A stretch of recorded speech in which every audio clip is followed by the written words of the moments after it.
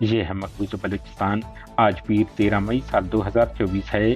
Balochistan today سے آج کے علاقائی خبروں کے ساتھ میں ہوں آپ کا میزبان الیاس بلوچ۔ کہ مسلح جتھوں نے نوجوان کو جبری لاپتہ کر دیا۔ گوادر میں خاردار تاریں لگانے کے خلاف بلوچ یکجہتی کمیٹی نے احتجاجی ریلی نکالی۔ بلوچستان میں جاری پاکستانی فوج کی دہشت گردی خلاف لندن میں احتجاجی مظاہرہ کیا گیا۔ کوئٹہ بم دھماکہ، FCL اہلکار ہلاک، 2 زخمی، بارکان 2 بم ناکارہ کر دیے گئے۔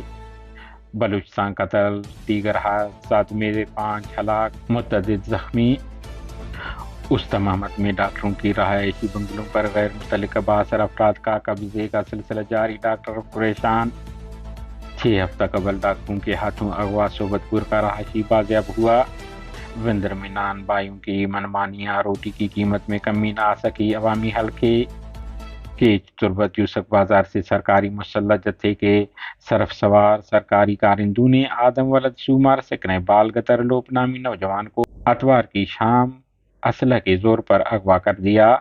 علاقائی ذرائع کا کہنا ہے کہ مذکورہ نوجوان زمبیات پر تیل کا کاروبار کر کے اپنی گھر کی کفالت کرتے تھے اور وہ گزشتہ روز بارڈر سے واپس آئے تھے کہ انہیں اغوا کیا گیا ہے۔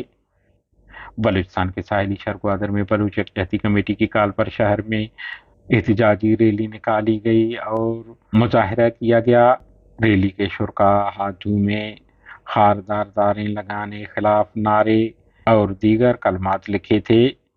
اس طرح بلوچ نسل کشی اور جبری گمشدگیوں کے خلاف بھی بینر پلے کارڈ اٹھا کر شہدائے جیونی چوک پر احتجاج کیا۔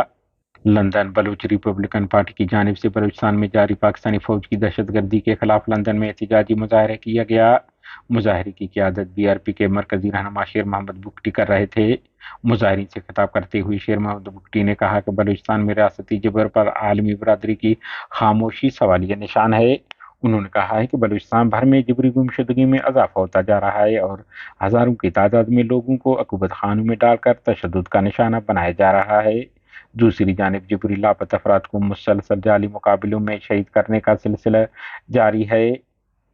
کوئٹہ کے علاقہ ہزار گنجی لنک روڈ پر FC پوسٹ کے قریب دھماکہ، 1 FC اہلکار ہلاک، 2 زخمی ہو گئے۔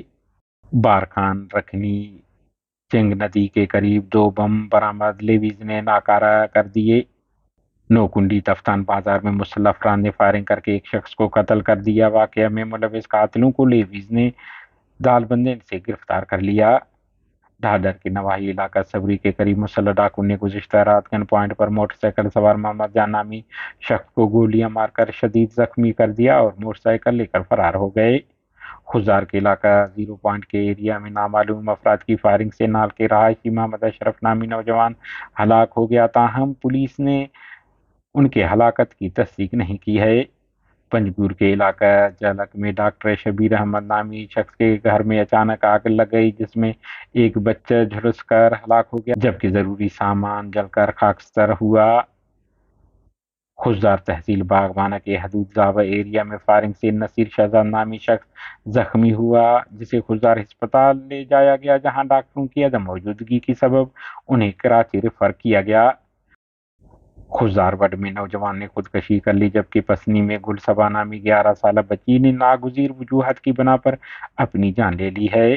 تاہم پولیس واقعات کی تحقیقات شروع کر دی ہے کیونکہ اکثر واقعات کو خودکشی کا نام دے کر حقائق چھپائے جاتے ہیں۔